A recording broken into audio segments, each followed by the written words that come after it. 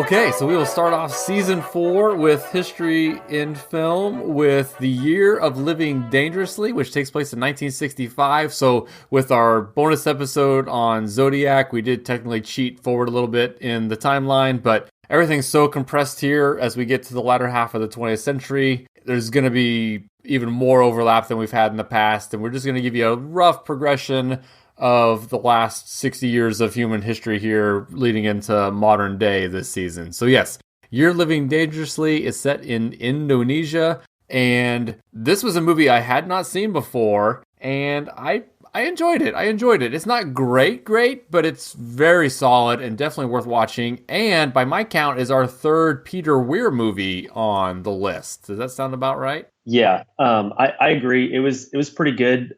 I will say, I think the one thing that would have made it better is if they just scrapped the whole Mel Gibson and Sigourney Weaver part of the story and just made the whole movie about Billy Kwan, made the whole movie, made Linda Hunt's Billy Kwan character the main character of the movie and just focused on him the whole time, because I loved that performance. It was so good. It blew me away. And actually, here's what's crazy. So to that exact point, so as I'm watching the movie, I was like, okay, I'm pretty sure that's a woman playing a guy, and not in like a crying game thing where like the character is secretly a woman. It's like, no. They hired a female actress to play a male character.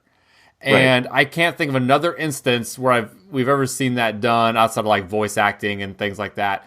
But yes, as I'm watching the movie, I was just like fascinated and transfixed on this character and even thought, holy crap, this is an Oscar caliber performance. And then I look it up after the fact. Oh, yes, she was the movie's one nomination at the Oscars, and she won Best Supporting Actress for this performance. And rightly so. And rightly so. And it's rare that, not rare necessarily, but it's rare that a performance stands out like that so much. That you're watching a movie, not thinking about anything else, and you're like, holy crap, give that person an Oscar. And it's a movie from almost 40 years ago, and you're like, oh yeah, she got the Oscar. Don't worry. They recognized it. It's a perfect example of a once-in-a-lifetime performance. I think it does elevate the rest of the movie a little bit. But yes, and so she's someone too. She looked super familiar, but then going through her IMDb page, I didn't necessarily see something that stood out to me. But I guess it's, you know what it is? It's I don't watch the show, but I've seen the commercials. She's NCIS. And it looks like she's been in a couple hundred NCIS episodes. So she looks like the Edith Head-inspired character from The Incredibles with kind of the short hair and glasses. So, but they do a good job. And I don't think it seems she's very slight. She's a very, very small woman and kind of has this weird, raspy, almost not natural sounding voice. So when she's playing this half Australian, half Indonesian man, it doesn't seem out of place. He's supposed to be small and frail and unhealthy, even to a point where I don't know if he straight up has he's supposed to straight up have dwarfism. I think maybe in the book he did, but it was a very, very interesting. I think he does. Okay, at least I'm pretty sure he's described as a dwarf, and I don't know if that's just because he's small or because he actually has dwarfism.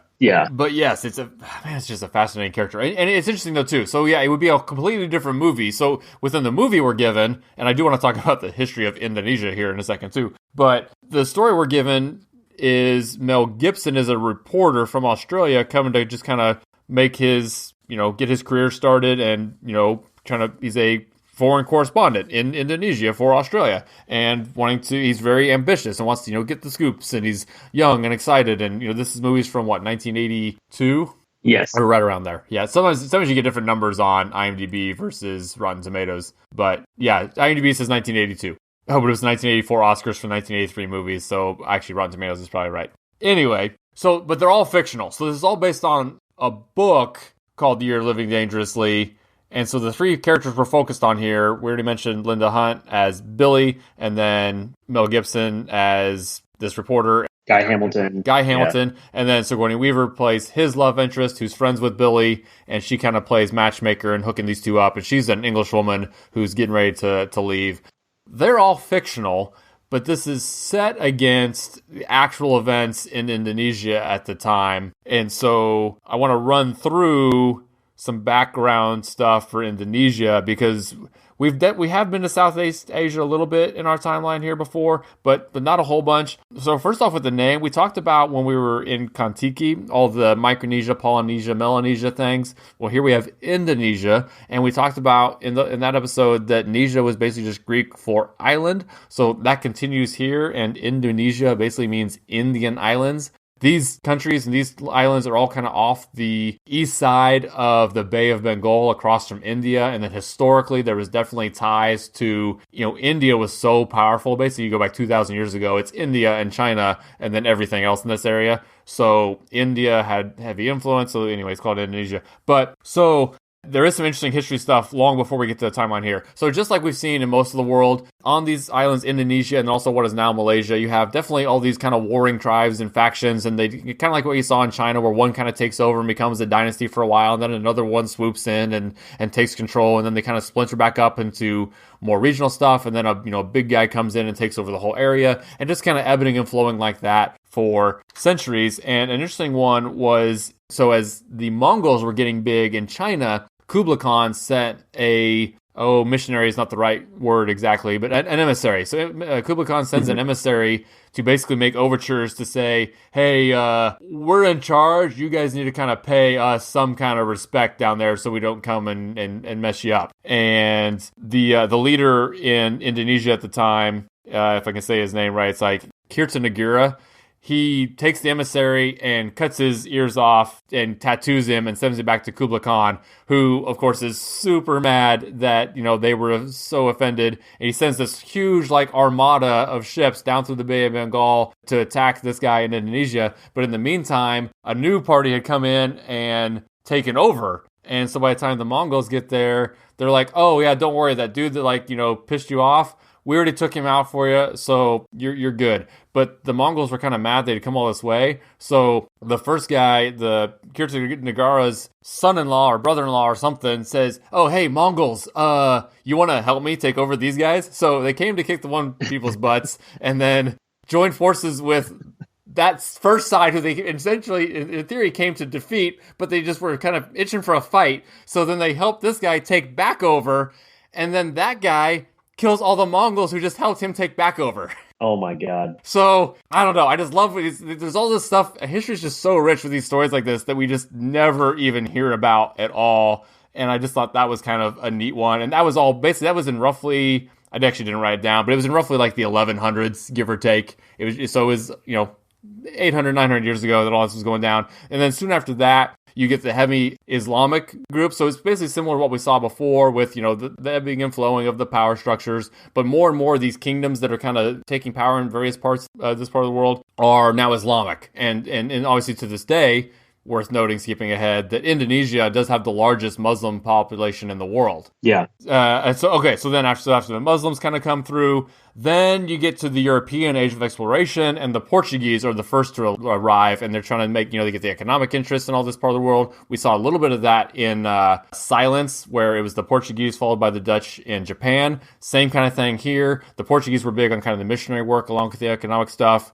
But then the Dutch come in and kind of kick the Portuguese to the side, and the Dutch really don't care about the religion stuff. They are just there for basically the spices. This is a huge part of the world for, I guess, cinnamon and cloves and nutmeg. This is where they come from, is this part of the world. And so the Dutch East India Company lasts for a couple hundred years and just kind of controls this whole area. And you do have the British coming in, and roughly, so the line we see today, and I really can't describe it. You just kind of have to pull up a map. This is those islands that are kind of Southeast Asia, above Australia, lots of islands. There are a ton of them. Yeah, it's unreal. But if you anyway, look at a map. So Indonesia is kind of what the Dutch controlled, and then the British did kind of come in and control what is now Malaysia. And then Singapore is on the end of the little part of Malaysia there now. So that's kind of where the distinction is. So you have the two Europeans in control, with Britain kind of controlling the top half with Malaysia, and the bottom half is the Dutch-controlled Indonesia. Then that brings us up into World War II, when the Japanese swoop in and take control of all these islands. And then actually, so some of the Indonesian locals, I wouldn't say welcome the Japanese, but basically the Japanese control was now their way to kick out the Europeans. And so independence movements within Indonesia basically kind of made deals with the Japanese to kind of make sure they could have some more autonomy and get rid of the Europeans, which basically, yeah, so after World War II and the Japanese are defeated, Indonesia immediately declares independence from the Dutch. The Dutch then, though, at first tried to declare war, and so from 1945 to 1949, it's basically a war with the Dutch trying to maintain control of an Indonesia that wants to be independent. Ultimately, world opinions, or the world sentiment, just kind of was turned against the Dutch and said, just leave them alone, and the Dutch withdrew. And then so in 1949, Indonesia kind of does become an independent country, with its first president, Sukarno, who 20 years later, 20 years later, is still president when the Year of Living Dangerously takes place. So when we see this president, who is a little bit of a controversial figure that Billy actually likes and then kind of grows not to like, that's kind of why. Yeah. He was the person who gave us our independence from the Dutch. So yeah, he's our hero. But real life and the realities of ruling and everything kind of starts to turn, and even Billy becomes, well then, I mean, spoiler alert to the end, Billy ends up getting killed for a protest he makes against the president following the upheaval. Well, you talk about Billy getting killed. In the movie, they kind of show, which you could probably speak more to the historical accuracy and the scale of this, but the thing that really makes Billy the most disillusioned with Sukarno is, the poverty and how like native Indonesians are being treated by the Europeans that are still there, and the poverty and hunger, because he has the girl that he goes and gives money to for her son, and then her son gets sick and dies, and that, it's just like one thing. And, the scene where they're at they're at a restaurant, they're like paying some like disfigured Indonesian guy to like sing and dance and stuff, and that like really makes Billy pretty uncomfortable and upset. So that's kind of like one of the themes is seeing Billy get more and more disillusioned with how Indonesia is being run and how Indonesians are being treated, until which I don't remember what it says on the sheet, but he basically hangs that bed sheet out of the window of a hotel that Sukarno's about to show up to. Yes, it says feed your people. It says Sukarno feed your people or something like that. That's right. Yeah. And then his goons show up and throw him out the window. Oh, yeah. This is good filmmaking in the sense that it puts these fictional characters within these actual events and then shows you their motivations and how, again, the Billy character makes this huge turn for a local who has a lot of pride for his country, but then makes this shift based on his personal experience, but nothing seems forced or out of character. It just kind of flows, and he starts off defending the person, and just as more information comes out, and then we see how Mel Gibson's character is kind of exposed to it too, where he's kind of trying to defend it a little bit too, and then kind of gets to the point where he's like, okay, I have been naive. He has to swallow his pride and kind of admit that he's been naive as well. Yeah. And it's even more heartbreaking because when he finally gets the courage to, make this grand gesture, it's like one of the most dramatic thing that he's ever done in his entire life. He hangs this banner out, gets thrown out the window, basically sacrifices his life to make this gesture. And Sukarno doesn't even see it because he gets thrown out the window and they immediately get back in the car and leave. And he didn't even see the banner that Billy put out the window that he got killed for. Yes. So now the major incident that this whole movie is building up to is something called the 30 September movement, or 30th of September movement, I guess. So the government is not communist, but there is a heavy communist party with a lot of power in the country. It's called the PKI, or the Communist Party of Indonesia, however the language works out. The acronym is PKI, and we see that on a lot of signs throughout the movie and a lot of protests. And the people who basically hate that the Europeans and Australians are there are definitely the PKI, who want the communists to have more control. The president, Sukarno, has done a fairly good job of giving them enough power to keep them satisfied, but also not letting them take over the country. So they have a role, but they're not in charge. So what happens is, the big story that Mel Gibson's character gets is that Sigourney Weaver's character kind of, for his own protection, says, hey, we hear the communists are basically bringing in a lot of weapons. There's going to be a coup. So she's telling him that for his own safety so he can get out of the country. But he, again, being ambitious, is like, well, I'm going to break that story then. What's your source? And he and like starts. it's classified. It's classified information that she's telling. Yeah, she works with the embassy and stuff. So yeah, she wasn't supposed to tell a reporter this. But yeah, so this again, they're fictional, but this is all in real life. There was basically an attempted coup of the communists trying to take over the country, and it failed. And so we're kind of then seeing the aftermath. The aftermath is what the movie kind of really focuses on, because the coup's kind of happening more in the background. We don't really see our characters affected much directly by that. It's more the aftermath and the crackdown. So this communist party that we've been okay with kind of having around, yeah, they all gotta die now. And so the whole country goes into kill the communist mode, and the numbers are, and of course, again, it gets very kind of like, I don't want to say witch hunting, because they were a threat to the establishment, but it was something like at least 500,000 people in the country were killed in a pretty short window here, as it's just this massacre to purge Indonesia of communists. Yeah. And then they're also not too happy about the role that the journalists have of reporting this stuff to the outside world. And so Mel Gibson's got to get the heck out of this country. You don't know if he's going to make it or not. And yes, so the movie is him, Billy's dead.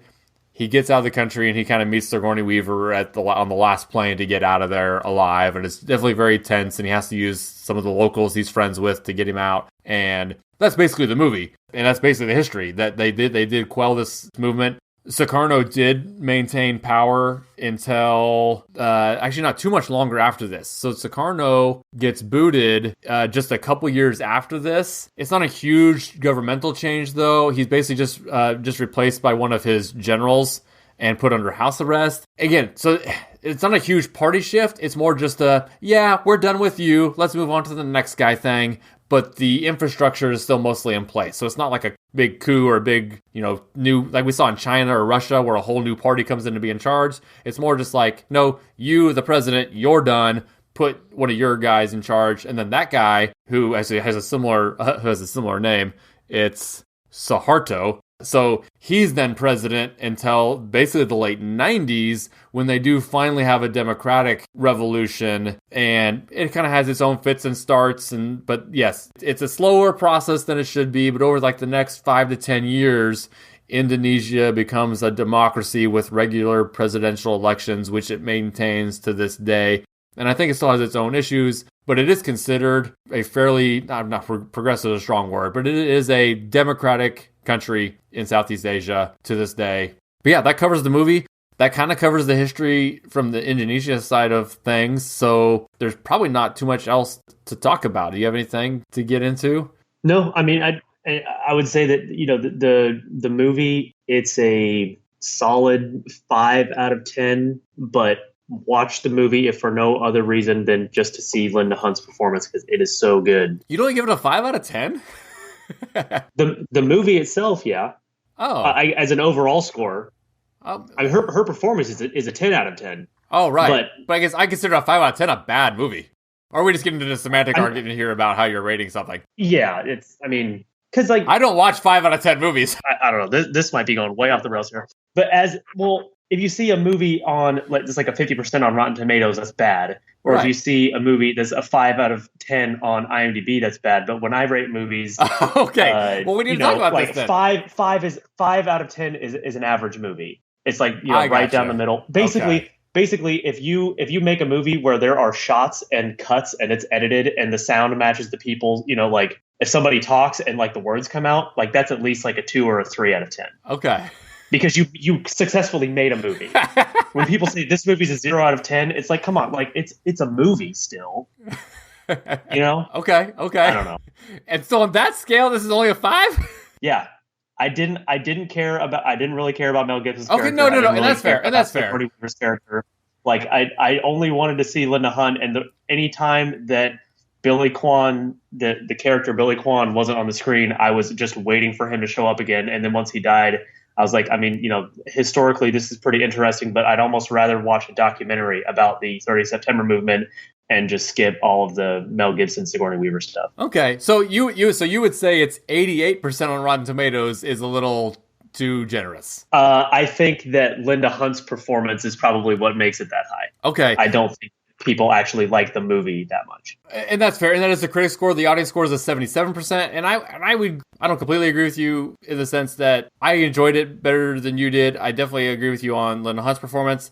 I do also agree with you that the Mel and Sigourney stuff is not particularly strong. I definitely agree with that. It's a weak point of the movie. There's definitely times where maybe you're even getting bored. I also do feel, though, from a filmmaking standpoint, I give all of those points back for Peter Weir's direction. And okay, I can see that. When you get into the stuff, like when they're doing, because we even talked about the whole shadow puppet thing, I found that fascinating. And there's these Indonesian shadow puppets. It's definitely a very kind of big cultural thing in this part of the world. They kind of have these, I don't know what you would call them. They're almost kind of like marionettes in a way, but they're two-dimensional kind of paper cutouts that you would show behind a sheet. So that the shadow, it's shadow puppets, but not like the whole socks or hands. It's like, no, they actually build these elaborate ones that are very Southeast Asian looking, and they kind of dance around. And again, it does come back to Billy is the one kind of explaining these in a very just beautiful artistic way.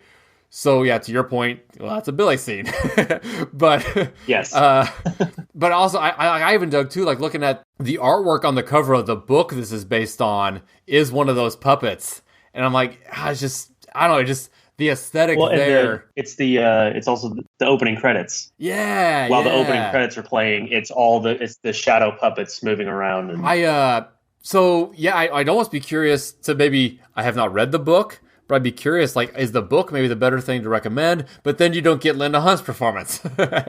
Right. So there you go. Read the book, which we haven't read, and then watch the movie and just fast forward when Linda Hunt's not on screen. Right. I can get behind that. Okay, so next week we will stay in Southeast Asia and just creep forward a couple of years here into the Vietnam War with the 1986 Best Picture winner, Platoon.